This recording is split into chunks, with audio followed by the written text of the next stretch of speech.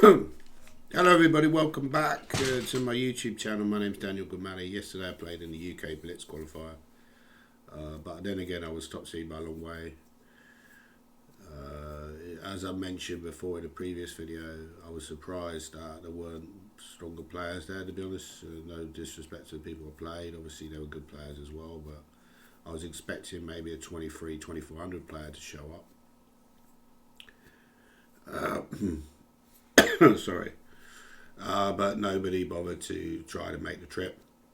Obviously some people are thinking, well, no, I don't need to bother because obviously I'm possibly going to qualify anyway, because there's a lot of qualifiers in the south, for example.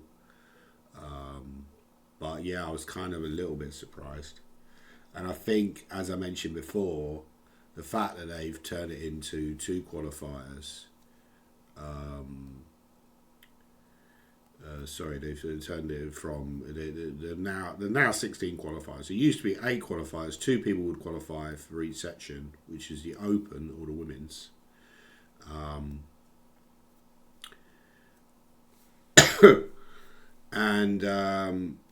However, they've now changed it to 16 qualifiers.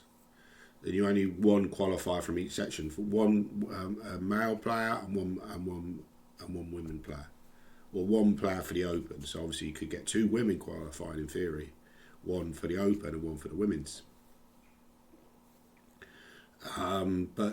Yeah, so obviously the games weren't recorded live. I think for the final they will be recorded. They use live boards in the final.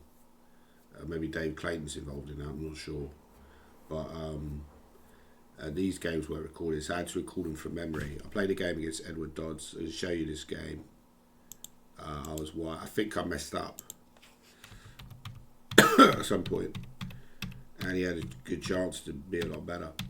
But well, let's have a look. So he went G4. It's quite interesting. I think I've analysed this before. Queen E7 is also playable. No, it's supposed to be okay for black, but it's kind of a sharp, murky position that kind of suits me. So he went G. Obviously, you don't take the pawn. I think because of this move. Hitting the knight, and when you take, you interpose this move. This is check. It's very important. It's check, and then you could check again, and then you take, and that's good for white. However, G4 was played by Dodds. Interesting move. I mean, I thought about maybe I should. Well, I didn't think about it because obviously you don't have time to think. But knight h4 maybe if it was playing a classical game, I would think about. I took, which looked like the most logical move. And he took on g2. Maybe here I should have just taken out the king. Actually, I was trying to be too clever. And after queen e5, queen f6, probably the position just unclear, right? But I got a little bit of a problem. My king is a little bit airy. Long term. That might be an issue. I can't go here because of bishop h3 check. So then I would lose the queen. So, yeah, I think I'm probably doing well, but it's not like, maybe f4 actually is an interesting move with the idea of e5. Trying to use a rook on the f file. Again, he's probably got defensive resources, Maybe rook g8's a move. Maybe, when I go e5, just to play something like queen f5 or something. Bishop b7 also is, bishop b7 makes a lot of sense because now e5 is not. Yeah, this is where the king is starting to become a bit of an issue. Anyway, none of that happened because I went rook e1 because my idea was to go e5 maybe, attack him. So he went queen f6, bishop d5. Now he played a move that I hadn't even seen, which was knight e5. I was looking really at bishop d7, which was a safe. He could have just gone here and he's probably fine, right? I don't see any problem with his position. If e5, I was looking at lines like this, but it didn't seem to be very convincing. I can't take with a bishop because of the mate on f2. So I take with a rook, you can go here. Oh, hang on, my alarm's going off. Don't know why I bought an alarm. But anyway, Yeah, so it's really a very sharp position. So he went 95. It's an interesting move. So I can't. The point is, I can't take because of Queen F2, and I lose the game immediately.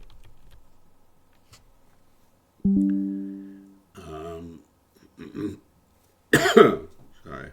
Yeah. So I took the rook. I decided, I was a little bit reluctant to take the rook, but I thought if I go knight d2, he's going to go c6 with tempo, and then the bishop's just going to go back. That doesn't look very good. He's also got moves like knight d3 there, which look quite scary. So I decided to, at the end, so I decided to take the rook. But this is where I think he missed quite a good opportunity here. So black to play. I think there's a good move here, which would have given him a big advantage.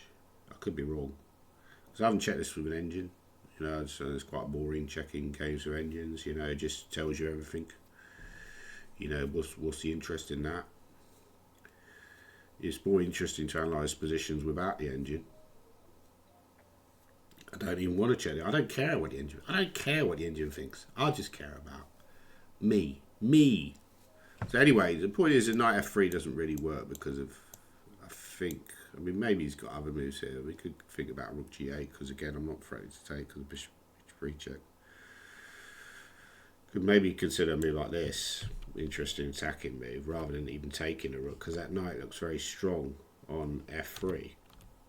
But the move I thought about later when I was thinking about it in my head was bishop g4. And yeah, that's a scary move for white because where do you move the queen? If you move it, like say somewhere like c2, then he can just take the rook. And then in fact you lose the queen as well. So obviously you can't take here because of this mate.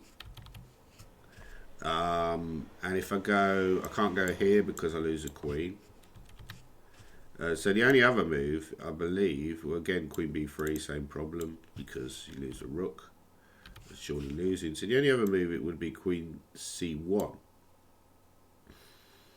which is possible because if knight d3, you've got queen d2. However, then I think he goes here because now he's threatening this check. Now I can't take because of this again. So this, maybe this rook e3 you take and then you go and knight f3 check. So rook e3 takes, bishop takes e3. If queen takes e3, knight f3 check wins the queen. If f takes e3, does queen f1 followed by mate. Like queen f1, g2 takes f1 equals queen checkmate or equals rook checkmate. But in this position, knight d2 looks like the only move. But then he goes knight d3. This is a point, and now I haven't got a good square for the queen to defend f2, so I'm losing. If here, even take this with the queen, give up the queen or take with the bishop, it makes no difference. It's going to be checkmate. So basically, bishop g4. I think the only move to even continue the game is rook e2. I think. Again, I could be wrong about all this analysis because I haven't checked with an engine. Check it at home if you want, and you might have your own conclusions. Now queen f3. Actually, there's a move now that I hadn't really considered. I suddenly spotted a move for white. Because I was thinking, well, if he takes an e2, he must be doing very well, right? Because he's material up. Well, there's not a lot of material up, but because I'm going to take on g2 at the end, so probably. But the bishop's in danger of being trapped on. I don't know if he's got any other moves there. Maybe he's got other moves, other ways to continue. It's entirely possible.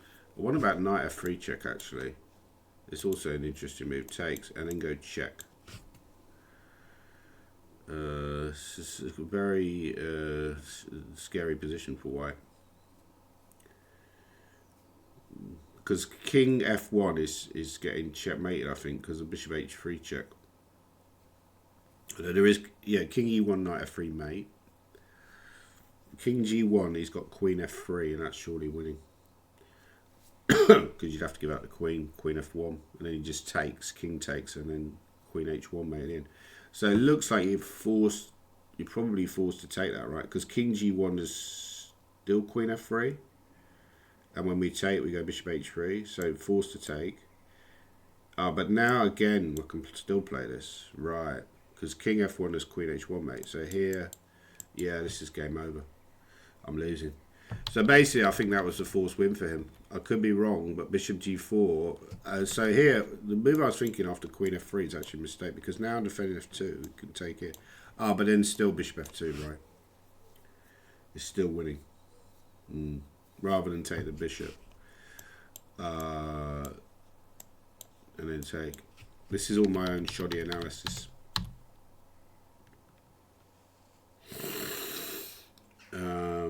But after queen f3, yeah, you can probably go knight d2, and then you play on here, right? At least you can play on in the end game, like bishop d5 or something. I mean, you're worse, surely. You must be worse here. I don't know what's the pawn count. 1, 2, 3, 4, 5, 6, 7 for black. 1, 2, 4, 5, 6. So white's the pawn down. We're probably going to have to go bishop d5, but then how do you maintain g2? So it might actually be, close to equal. Yeah, I'd still favour black, but yeah, chances to survive at least. But I think if you go knight f3 check immediately, maybe that's more killing. I don't see a defence here. White king's too exposed. So basically that was winning for black. I mean, we can finally check with an engine if we want. Bishop g4. Is bishop g4 the top move? No, it's not. Rook g8. Actually, bishop g4 is winning.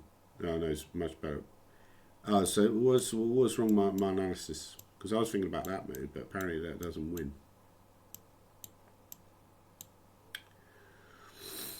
There's some clever defence. Bishop c6 looks irrelevant. King f8. Then queen f1, which I hadn't even seen. Yeah, it's quite obvious actually. But in this position, yeah, you can obviously go queen f3 and you're better, right? Which is what I was thinking initially, but then I saw that knight f3. But rook g8 is actually crushing. It's not a move I'd even seen.